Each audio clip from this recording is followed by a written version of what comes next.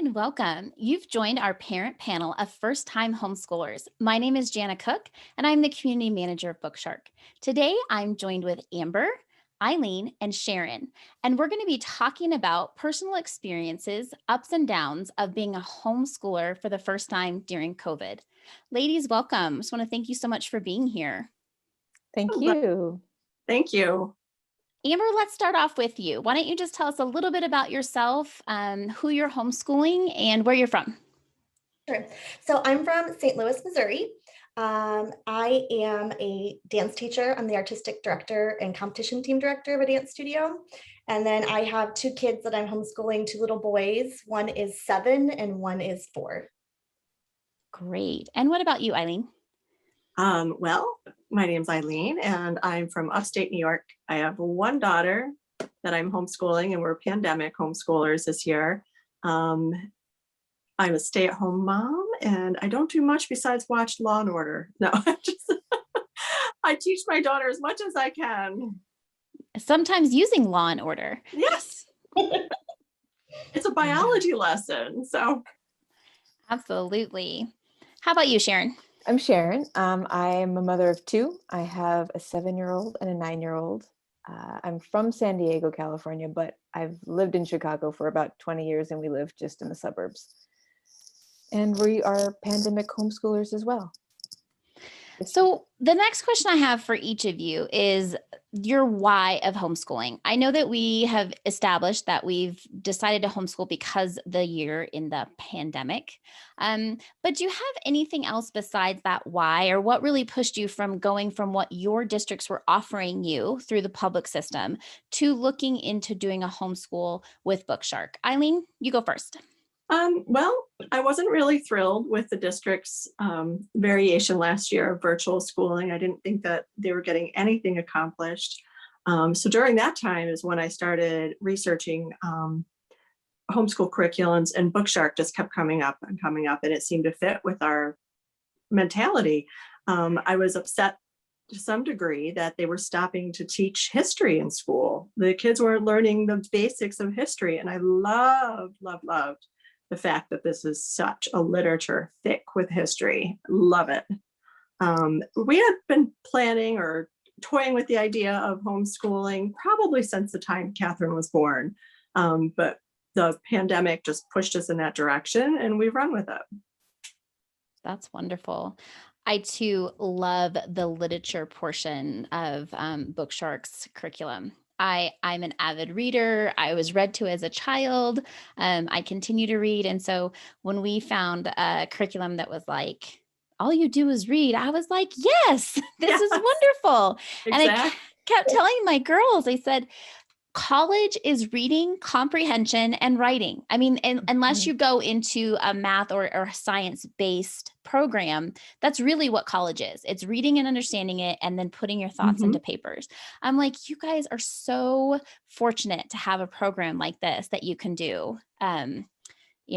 Always when they would complain, I was like, oh my goodness, you guys have no clue how fortunate you are. That's for sure. What about you, Amber?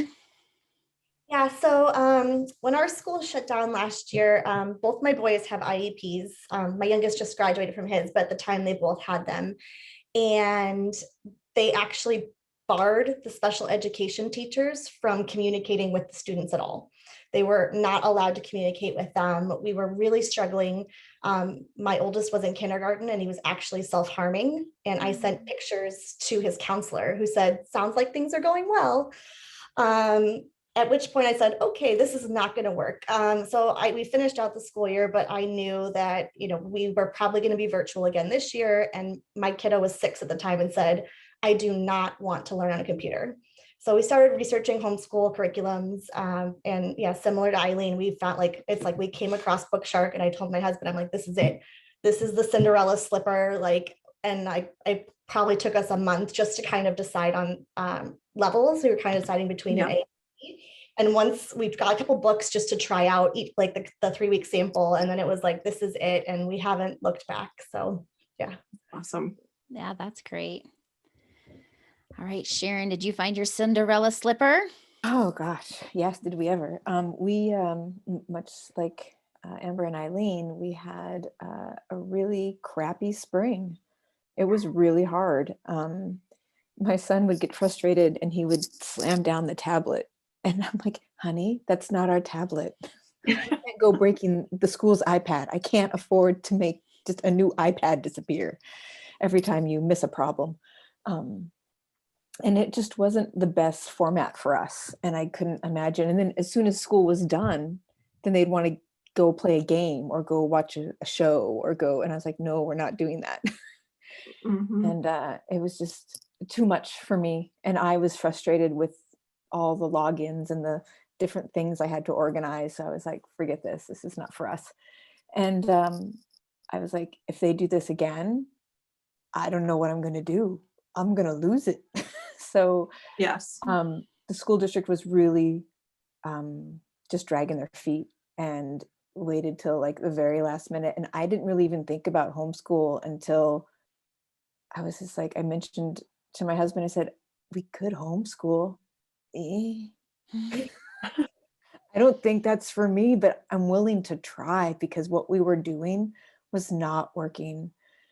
So I started researching at the 11th hour, like early August, and they were still dragging their feet. And once I think we were like on our little vacation that we had taken, so we weren't even at home, and I was researching stuff and BookShark kept popping up just like Eileen. And I was just like, I think this is where we need to go if we're going to do it, because this is, right. It's all laid out for me. So I don't have to go and do any additional research or additional planning. Right. It's reasonably priced for all that you get. And you could get the math included and get the help you needed to, just get the support. And I was like, I think this is where we need to go. I think this is what we need to do. And then it came through while we were gone that they were going to go and do virtual with the possibility of doing hybrid, with the possibility of then doing in person. I was like, Yes. Even if we do go back to normal, it was going to be flip-flop. If someone gets sick, then you're out for 2 weeks. I was like, consistency is key. Like, yes, it's good for kids to, to, like, as BookShark is often saying, think outside the box and get your kids outdoors and do different things with them. But at least it's me, not a little screen. It's not their teacher that may or may not recognize them somewhere. If they see them out and about, we'll have, seen their faces. You just know someone's eyes. I mean, it's weird. I go to work now. I got a pandemic job too. Not only am I a pandemic teacher, I'm a pandemic worker too. Wow. And I was just like, there are people at work that I only know them like this. It's so weird.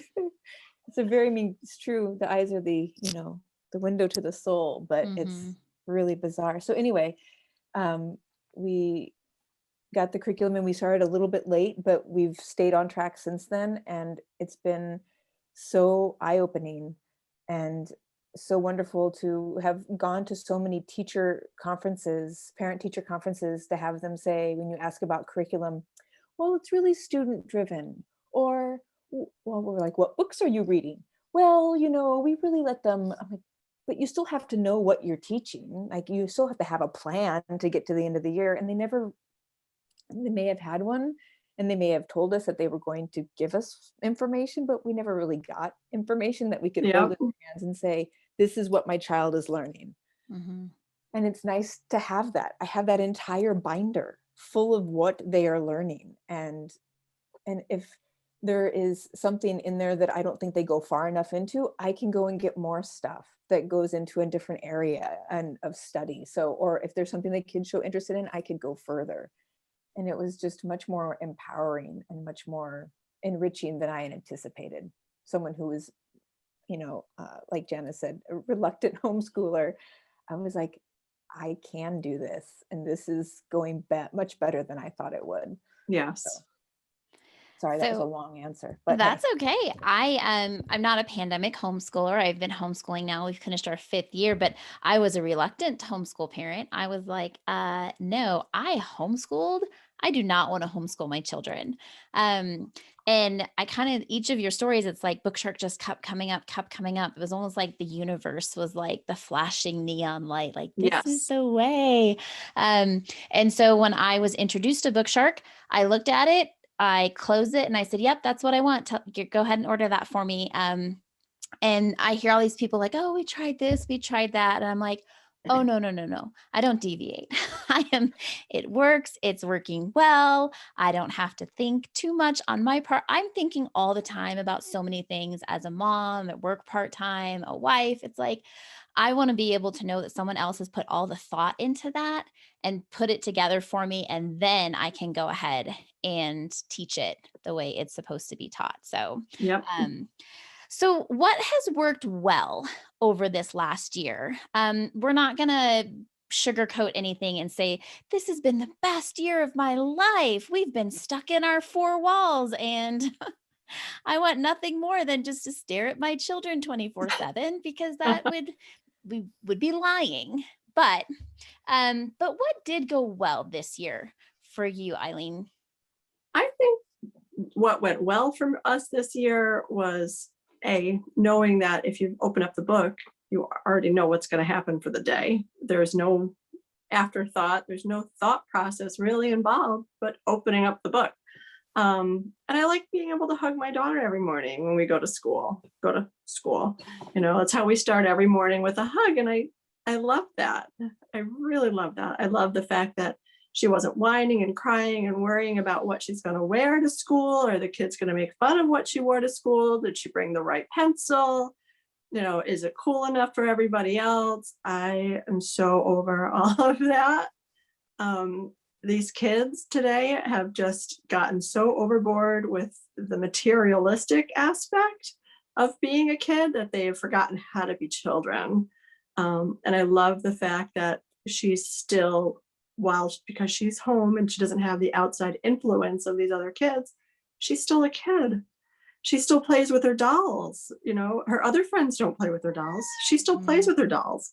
She still watches cartoons. I mean, that's what's been the best part of this whole thing, is just allowing her to be a child still and not having the peer pressure of everybody else telling her what she needs to do. And she still hugs her mom. Whole school year. Yeah, Yep. absolutely. I don't know where these kids find the time, but my older two are now outside of the homeschooling, and the words that get made up, I'm like Googling 24/7, trying to figure out and then it's not even necessarily made up words. It's words that are real used in different contexts. I'm like, that's not what that means. And they're like, they're always like, listen, boomer, we don't literally mean like, actually, I'm not a boomer, so stop right there. You're the wrong decade. I know. I said, what are you, homeschool? Talk to your grandparents. I know. It's like it is true. They get time to just be them. We did homeschool our older, our twin girls through middle school. And I had personally such a hard time in middle school, so much so I would not go to high school. And that's why I homeschooled when I was a kid. It was too much for me. And I just was like, okay, we're going to keep them home. We're going to keep them home through middle school. They still played Barbies with their younger sister. The other night, I'm like, where's your sister? She's downstairs watching a Barbie movie. Like, she's 15 and she still will watch those cartoon Barbie movies. Great. That's so fun. It is. It's like we all know, right? Once you become adults, you can't go back. Can't. Why rush the adulting when we all know it's not always great? I mean, I'm not miserable all the time, but trying to figure out what to eat every night for the rest of your life. Every night. They want to be fed every night. It's so They're true. so picky about that. I know. Have some cereal. You'll be fine. I think it meets most of the food groups. It's fine. Right? It is. Vitamins in it. It does. Artificially placed, but that's it's fine. okay. It's all good. What about you, Amber? What's worked well for you and your family during this COVID homeschooling year? I think for us, the academics have been really great. It was nice that we kind of hit a wall midway through the year with math, where I thought he knew his math facts, like addition and subtraction, and he was doing a review, and he probably laid on the floor and cried for a half an hour. Like, oh, you really don't know this. Like, I really thought you did. We've done well through the workbook, but we got to it and, it was like, okay, well, now what? So I did some Googling. We're using Singapore. So I was on a Singapore group and they recommended the supplement, and it was like all math games. And it was not even like teaching or memorizing because the flashcards like gave him hives. So that did not work. There was no question, like, we're not going to drill flashcards, but we played games. And so we played games for like every set of math facts. And then once we got those down, he started blowing through the curriculum. I went ahead and gave him an Iowa assessment this year just to kind of see where we were. Nice. And he would be a first grader this year, and he was testing at the third grade level for math.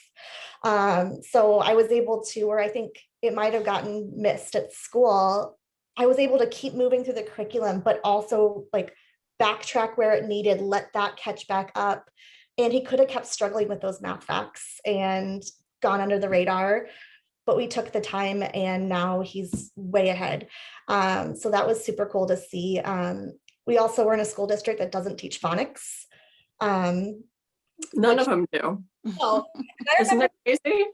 no, and I was telling the teacher last year, I was like, look, he's guessing, he's not sounding that out. She's like, oh, that's great, that's perfect. And I'm like, that's not right. Like, you can't guess because they're going to take the pictures away. But I really loved with the language arts curriculum that it was like the spelling words and the I can read it book and the word list and the explode the code, like everything followed the same rule for that week. So he got so much practice with those phonics rules. And I mean, he was already reading ahead, but then his reading level just skyrocketed too. So I think the academics really have been great for us. I think my kids have gone on more field trips this year than they would have gone on in 12 years of school. And we were lucky that, a lot of our, the places were open and they had great protocols in place. So we could go to the zoo and we have an art museum that has mummies in it, actually. So we were able to go there when we were studying ancient Egypt. And I think seeing their love of history has been so cool. I hadn't really ever thought about studying history with a first grader, but we did level B. So we did ancient history, and my oldest was King Tut for Halloween. Oh, Awesome. Loved it so much, and he just soaked it up. We did all the documentaries, but yeah, to see a 6-7-year-old like talk to adults about ancient Egypt, or there were some in there that I never learned. Like, I'd never learned about the Assyrian Empire. That was new to me, and I'm like, my first grader is learning things I did not learn in 12 years of school. Not once did that come up, and it's really cool to learn along with them. And especially since mine are so little, like with the literature-based curriculum, we just sit on the couch and curl up, and I've got one kid under each arm and we're reading a book, and I wouldn't give those moments back for anything. So no. Yeah. I would say most parents would agree with you that they are learning right along with their kids. I mean, which is just amazing. What an amazing opportunity to do that. All the time. I'm like, do you know what I learned today? I'm like, not what the kids learned, but what I learned today. I was amazed and embarrassed that I did not know that Pakistan was part of India and the history of how that country came about. I knew who Gandhi was, you know that name, he's amazing humanitarian.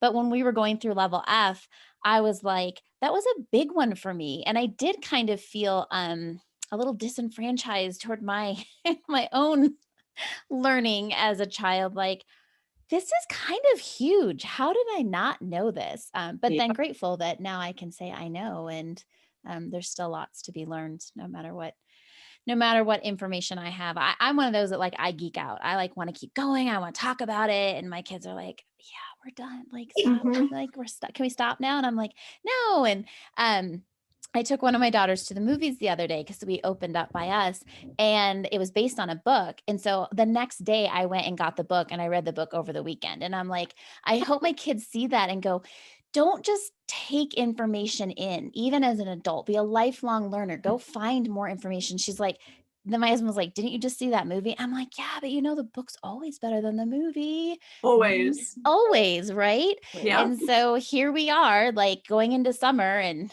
my daughter kept saying, how is the book? Tell me, do I need to read it? And I was like, yeah, always, like always read the book. But Mhm. what about you, Sharon? What has worked well? It was, it's been just like the other ladies saying, curling up with your kids and just reading to them is always magical. I mean, we were a big reader family before. We were always reading to them. And my husband always said, he's like, I'll never get upset with you if you come home with more books. So if we went out somewhere and we were, no, I'm not going to buy you the stuffed animal, but we want this book, we can get this book, because we can spend money on books all day long. And now we're having to build more bookshelves, but everything's fine. So that alone, just being able to read to them and I'm, even though I work in the theater where people are always reading things out loud, I was never one that liked to speak out loud, like reading something. I was never good at auditioning. I was never good at any of that. But now I'm reading a lot more out loud, and it was hard. You had to build that up, but that endurance to be able to read that much, especially with the two kids, reading twice as many books. But now I've farmed out some of that to my husband. So he'll take 20 to 40 minutes in the morning and read to my son in the morning, and then I'll read to my daughter. But I used to be just like you, Amber, have one under each arm reading, and because she would listen to his books and he would listen to her books. They don't care who the book's for.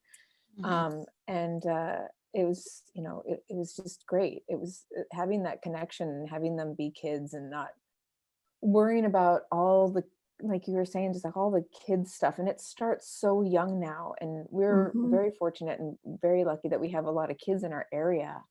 So they do have lots of kids to still play with. As soon as everyone comes home from school, they're like, they know when, the Catholic school lets out, they know when the public school lets out, they know all the different kids in the neighborhood and when they get home from school. But they still get, there's still teasing going on, and there's still, so-and-so has a pair of rollerblades or whatever the thing is. And it still happens. And so it's nice to bring them back in to that, little kidness. Yeah. And even though my little girl, she only had a few months of real school or public school, she knows what it is to not be there, but she's also like, I'm okay with this. This is good. I'll stay here. And I think, and like you said, we're learning things. I'm learning things about myself. I'm learning things about them, and how they're learning and what they need from me, and when they need me to step away, like really listening to them and learning how to listen to them and what they need, has been wonderful. And I think that that's going to be helpful as they get older. And hopefully they'll continue talking to me the way they talk to me about anything that we're doing in school. I mean, having that communication is going to be a huge blessing, hopefully down the road, whether we go back to school or not. I don't see that happening. I am amazed at how many kids don't talk with their parents. And I'm sure, as you can all tell, I'm a talker. So regardless if we'd homeschooled or not, my kids have to talk to me. It's mandatory. And I don't necessarily think it's a public school versus a homeschool. I think it's just the amount of time that is afforded to you when you get to homeschool your children. Yeah. This privilege of time that when you think back, BC, right before the pandemic, and and we say, like, oh, they're rushing around in the schedule, and it was like we all wanted more time, and now then it's like, be careful what you wish for, right? We talked about, like, now all of a sudden all we have is time. And it's amazing when we use that intentionally with our children. Now, don't get me wrong, the first couple weeks we all binge watched Netflix. Oh yeah. I mean, Tiger King. we totally watched Tiger King. I mean, I'm not gonna lie, I watched it. Yeah. But then being intentional with the time that you do have with your children, that when you're homeschooling is so precious. It's one of the things that I have loved about being home with my kids, for sure. So what about best memories? Do you guys have something that stands out in your mind, a moment, a day, a book, an activity that you're just like, this is it? this is my moment, the crowning moment. If nothing else goes right for the next 36 weeks, I'm going to hold on to this nugget. What do you guys think? Sharon, I'll start with you. I had a great moment with my son. He was really pushing me and not wanting to do something, and I was pushing back, and we were tug of warring. And at one point I had pushed and I was like, you know what? I'm just going to let you be on your own, and you're going to either figure it out or you're not. And we're just going to leave that where it is. I came back to my desk and I sat down, and then I said, why don't you just try reading the directions again, or something simple, like something like, you always go back to whatever. And it, 2 or 3 minutes went by and he finished whatever it was, and he came over completely unprompted and hugged me. And I was like, did you get it? Uh-huh. And he was like, okay, I'm doing okay. Like, just stop and let them figure it out. You don't need to push, or you need to push them to a point where they will do it on their own. Like, stop resisting, and just take a breath and try again. And sometimes it works out. And like, when it does, it's magic. I'm like, I'm doing okay. I can do it. And they can too. Absolutely. It's reassuring. That's a great story. I like that one. What about you, Eileen? I think our aha moment was when my daughter decided she wanted to go back to school. And I let her do virtual with the contingency that she still had to do her readers that we have with BookShark and the math. So the first day back, she was teaching the teacher and the classmates. We're doing level E right now. So she was teaching them about William Wilberforce, who was the great emancipator. And the teachers had never heard of them, never ever. And she was teaching them. I was like such a joyous moment on my part that was the very first book that we had read was that. And it was awesome. And she talks about all of the other books, and it's just been wonderful. That was just the aha moment for me. I was like, you were listening. Yay. Yeah, that's great. That was pretty cool. Yeah, it's amazing how much our minds actually retain when we're connected to it. Again, like this idea of these stories that are helping teach the history, or even in our, even in science, when you're reading a biography, that's really, that's when I get excited about something, when it's in real life, when it pertains to a real person. And, that I'm like, oh, wait, it's not just a paragraph that I read about in a textbook. It's come to life in a book and literature. And so that teaching back is beautiful, because I will say, having 3 girls, even if they do get it, sometimes they don't want to show me that they get it, I think out of spite, because they don't want me to be right. I'm right most of the time. I don't know why they think they're going to trick me. You know what I'm saying? Like, come on, be real. I know I got this, but it's almost like they don't want to give into it. Part of that humanness of, don't tell me. But when I hear them talking about it, I'm like, oh my gosh. Yep. They're getting it. They're doing okay. What about you, Amber? What's your moment? So I think we had some things that we definitely realized that how much our kiddo really didn't like school. I think that there are things where, he would pretty much cry every morning at drop off, and we'd have to like walk him to his classroom and peel him off our leg. And, they tell you like that's normal. But I think looking back, it's like, I think, I think you think that's what the experience is. And then, oh yeah, kids aren't going to like school. And it's just, you just deal with it. And I think we realized that like, oh, he really did not enjoy going. And this was probably pretty early on into us starting to homeschool. But we were arguing a lot about writing, because he did not want to do his writing, and math. I mean, he's great at math, but it's like the subject that like gives him the heebie-jeebies, and we fight about it a lot. And we were still finding our groove in the beginning. And he has one of those like magnetic writing where you have like the pen and then you can like erase that slide. And now my child hates sleep. So it was like 9 or 10 o'clock at night, and he was, in his bed, but he was writing. And he came in and laid in bed next to me, and he had drawn some cactuses because we were learning about the Sonoran Desert. he had written himself a math problem and solved it, and had written like a sentence on his board. And he just came and laid next to me with his little magnet drawing board and said, "Mommy, I love school now." Oh, And I was like, that's it.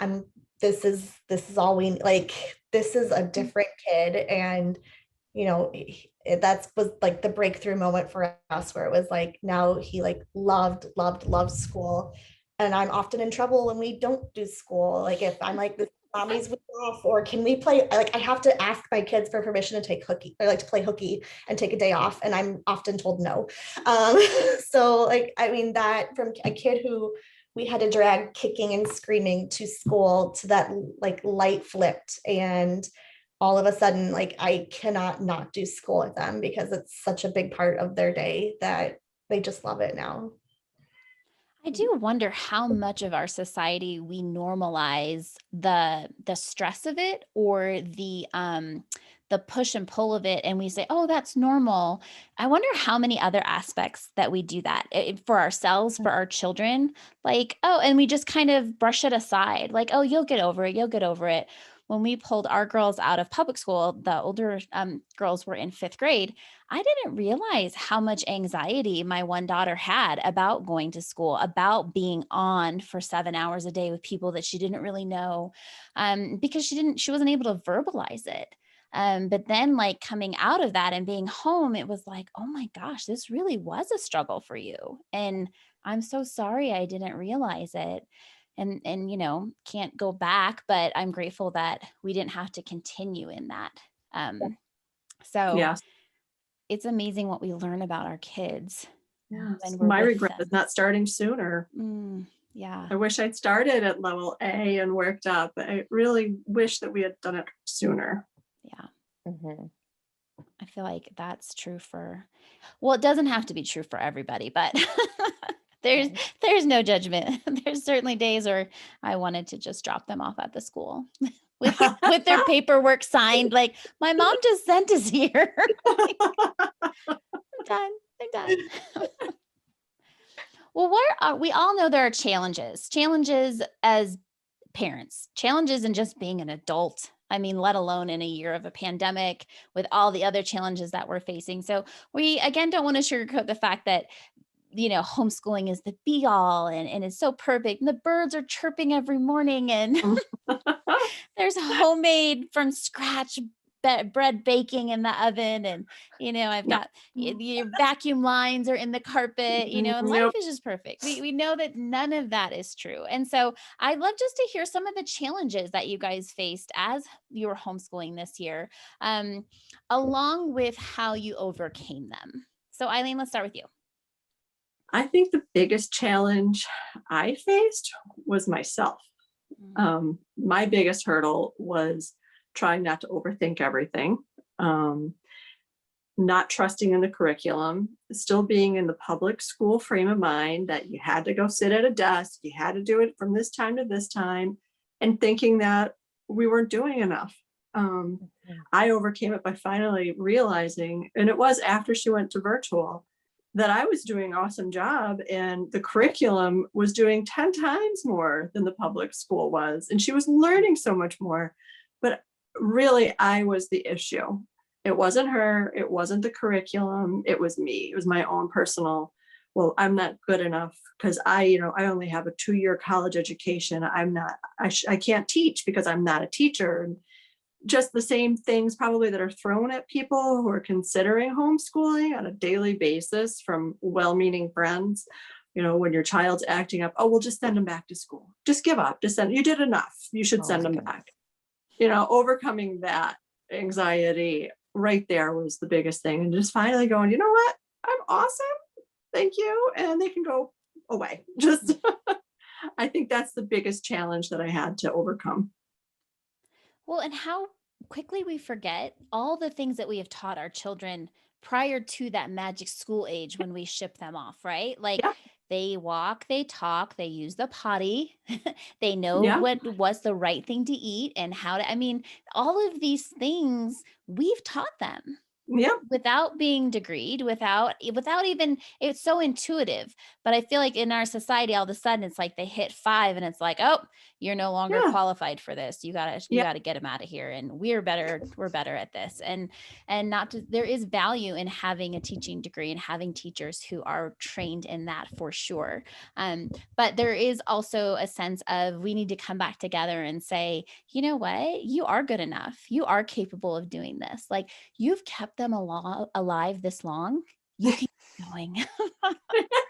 Exactly. What about you, Sharon? What are some challenges? Much the same. I mean, I mean, I've thought about it, but hearing you say it, Eileen, it's so true. I still get questions like, oh, did you have to get licensed to do that? I was like, I have a license to drive my car and to be a massage therapist. And I like, I don't need, I didn't need a license to have a kid. And no one does. You can have a kid and not know anything. So it's, I didn't, and all the people, all the things that you carry with through coming through the traditional school system of, thinking that, oh, I've heard this said on the podcast before, like, oh, I'm not good at math. I've never been good at math. And shedding that and knowing that you can work past it and learn right along with your kids for sure. And people asking if you're a licensed teacher and, oh, are you going to have to follow tests from the state, or what do you have to file with the state, and all these things coming at you. I was very grateful that nothing came from my family. There was no pushback from like my mother-in-law or my mom or my parents, or anyone else that knew that we were going to start homeschooling. But it's all from like other people out there that just don't even know, and overcoming that judgment from everyone else. And that when it comes down to it, it just doesn't matter what anyone else thinks. It doesn't. And and things in your own personal life,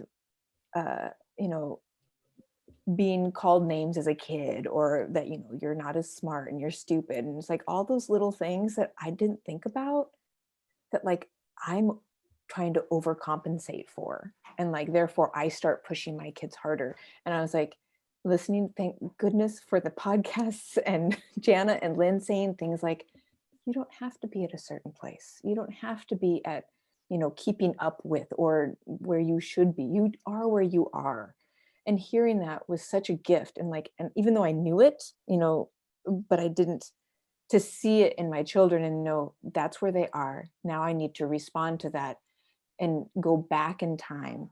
And that's what I had written down in preparing for this. It was like seeing that my son was struggling in math, and that usually is not where he struggles. And I was like, I need to go back in time and help him fill in these gaps. And knowing that I could do that and not be behind and just take the time. And right now, of course, we're in the beginning of going backwards. And so I want to take the test. I want to take the test, move to the next level. I want to do the next thing. And I was like, great, we'll do that. And my daughter's like, no, I'm going to, so I went back with her too, just because they're both going to want to do the same thing. Because we switched over to Matthew C. And so you have blocks. Why don't I have blocks? I'm like, I don't want to start with all that. We're just all going to use the blocks, but we're going to use them at different times. It's going to be fine. So, but now they're both like, but they're enjoying it in different ways. My daughter, having come out of kindergarten, she really wants to enjoy each lesson. And my son's like, nope, next. I know this one. I know the 2s. I know the 3s. Let's go to the next one.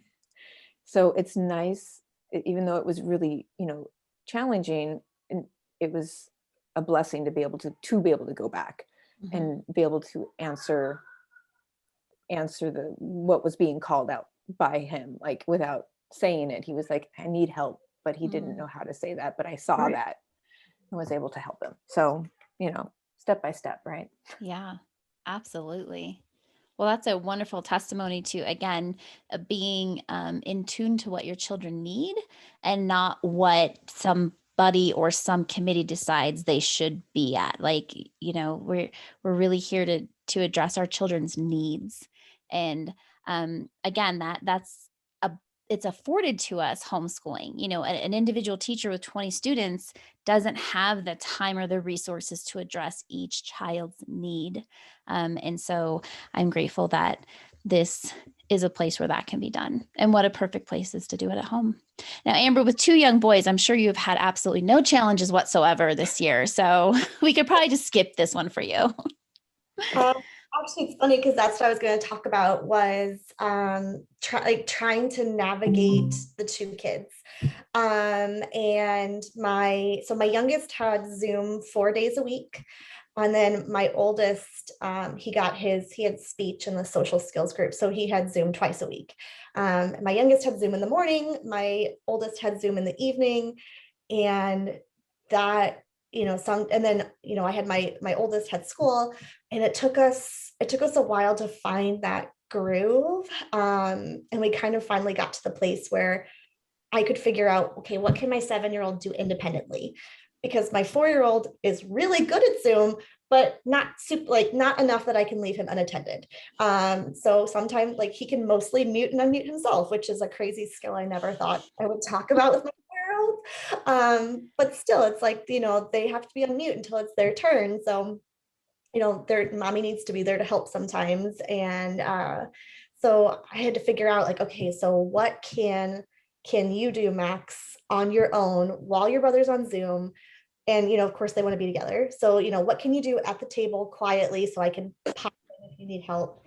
So that was just a lot of trial and error and rearranging subjects. And, some things that I think are going to be independent work didn't turn out to be independent work, that maybe normally explode the code as independent, but today you're supposed to have a test in your so you need me to read it to you. So that was just a lot of figuring that out. And of course my 4-year-old then decided he wanted his own curriculum. So that's been a fun new challenge, is putting him in with so I'm doing him 3 days a week right now. And since he's only 4, we're not doing a history, but he is doing Science K, which is the new science curriculum, and it is amazing.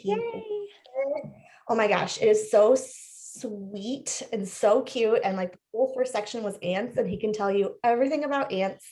He's been trying to trap ants, and so an ant farm.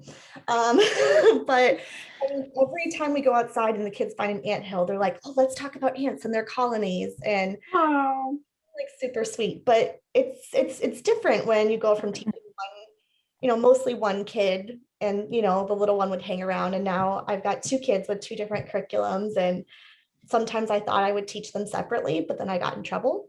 So then it's not, okay, Max, you can work on this and I'm going to read to Henry. It's no, I have to teach both curriculums to both of you at this, you both have to be present for both. So yeah, that's been sort of a new adventure, is figuring out that piece. And I think with that, it was hard to make time for myself for a while. And I think I let that go in the beginning. And then I was feeling very burned out and very overwhelmed, because it was I was pouring so much into the 2 of them. And it was, I don't have time for me. I have a job. I have you guys, the house has to get, we have to cook and clean. And so that was my New Year's resolution to myself, was I need to find some sort of self-care for myself. I need to take my time. I need to figure out some mommy time, whatever that means during the day. Yeah, because I was, it's really easy to let that piece go. But then I wasn't doing anything for my kids because I was cranky, I was overwhelmed. And I was we did not do school in December because I was I'm done.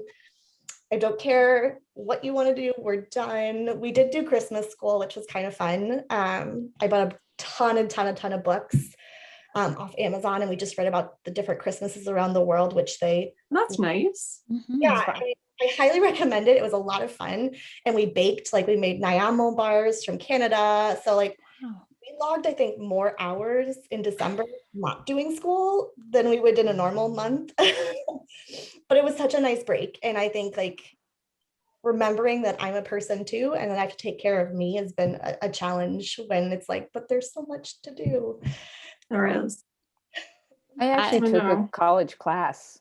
I took a college course during a winter break. It was a 2-week intensive course on the Christmases and Christmas around the world.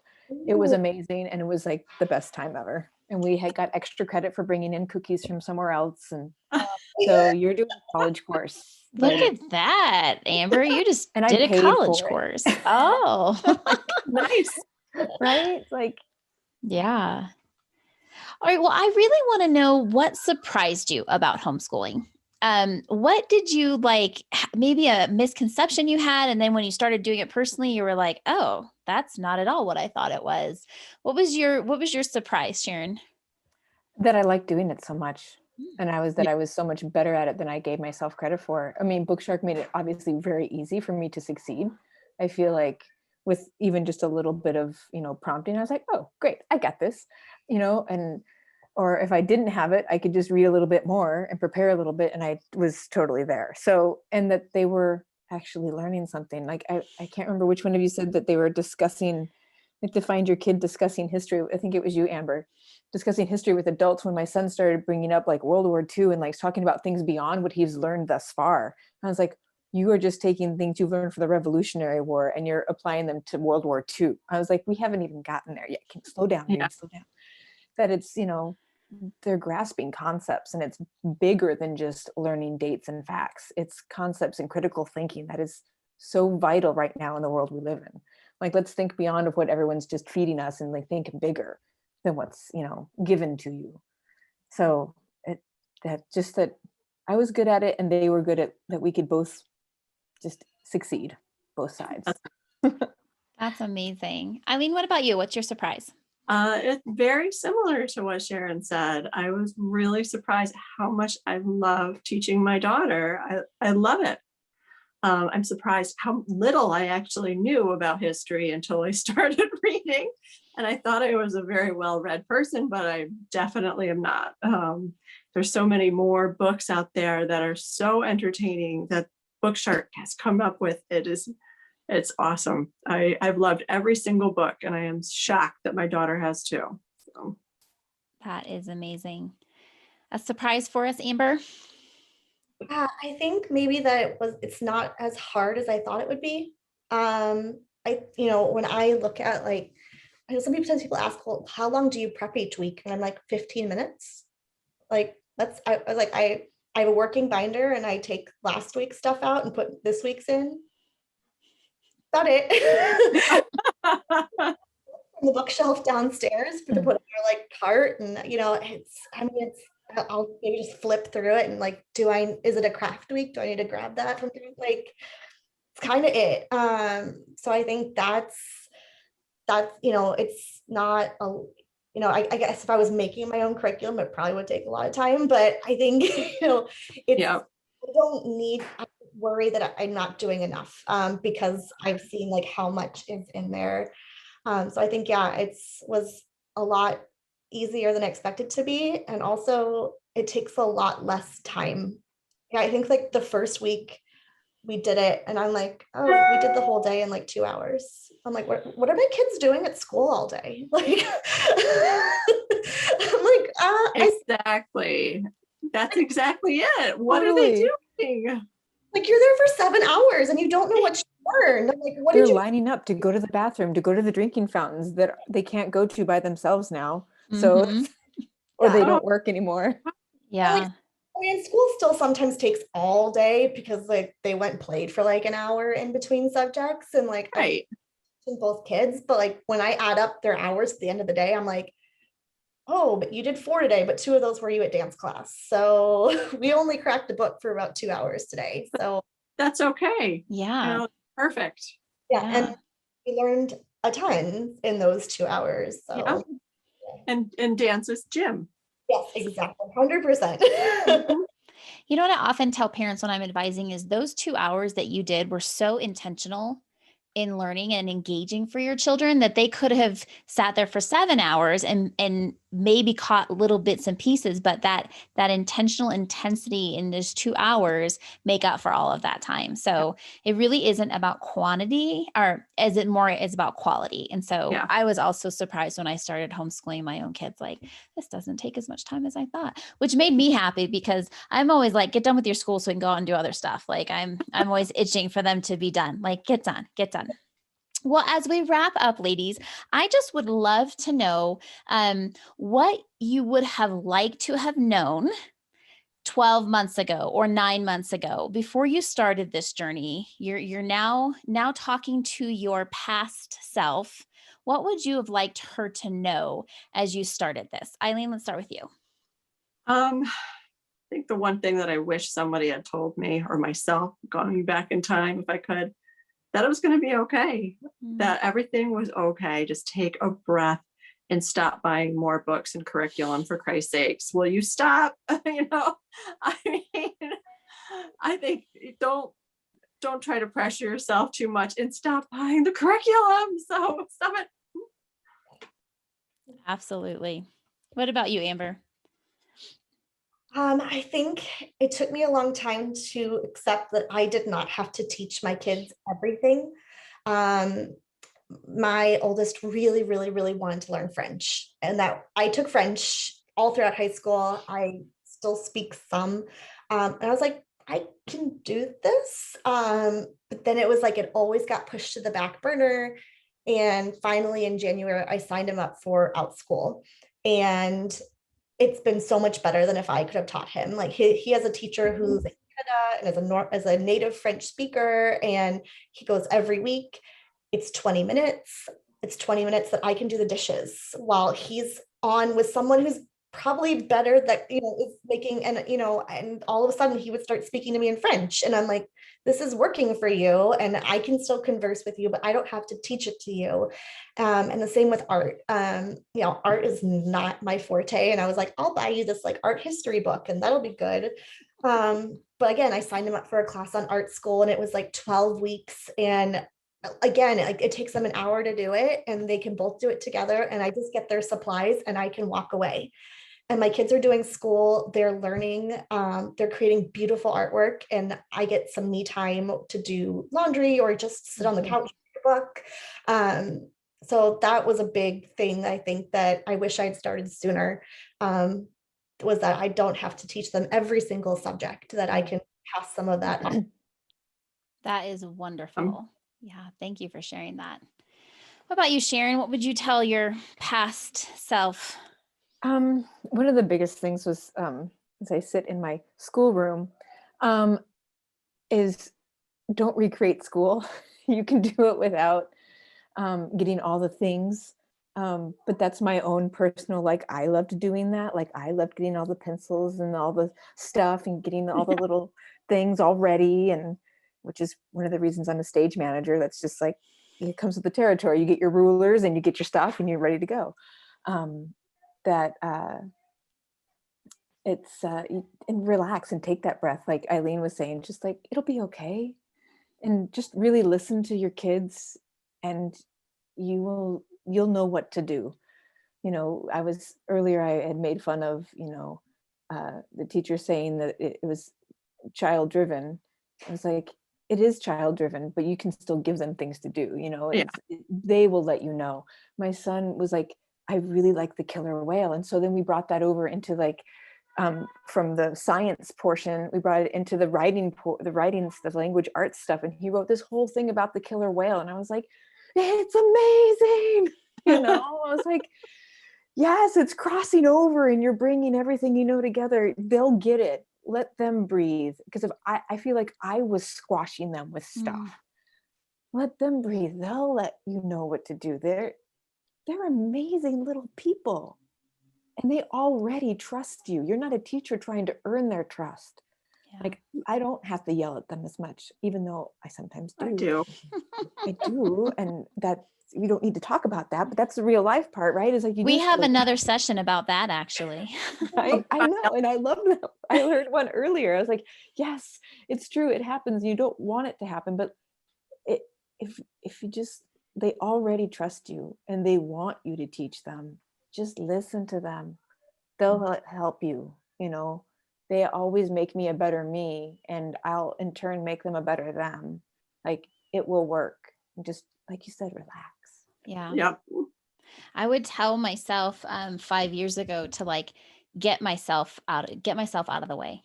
Get out of I'm my worst enemy. I'm sometimes my kid's worst enemy. Like I complicate things that don't need to be complicated. I'll say things and I'm in the whole 5-minute explanation. And then I finally say something really simple and they're like, yeah, that's all you had to say. Like stop with all the words. Like, I'm like, oh, I know. It's like all the chatter that I do. So yeah, just kind of get out of my own way and just enjoy. I wish even 5 years ago starting wanted to make sure I did it right. And I wanted to make sure that I did right by them and I did right in the eyes of other people because I was being judged by my decision. And I wish I would have just taken a breath and really enjoyed my kids more. Yes. And so I try to remind myself of that, like constantly, like even this summer, there's like so much that I could do. And sometimes I have to stop and go, have I enjoyed today with my kids? Like I'm still a mom.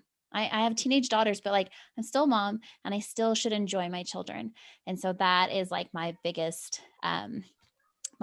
regret, I think, if I had any about when I first started homeschooling, was demanding things that just didn't matter. They just don't matter. So that's correct. Ladies, I want to thank you so much for taking the time to come on here, to chat, to encourage other parents. I know that I was encouraged just hearing your stories. I'm confident these stories will encourage others who are coming out of this year of pandemic homeschooling, who are even considering stepping into homeschooling this next year. So thank you so much. Thank you for being here. Thank you. Appreciate it. Thank you. Thank you guys for watching, and we'll see you next time.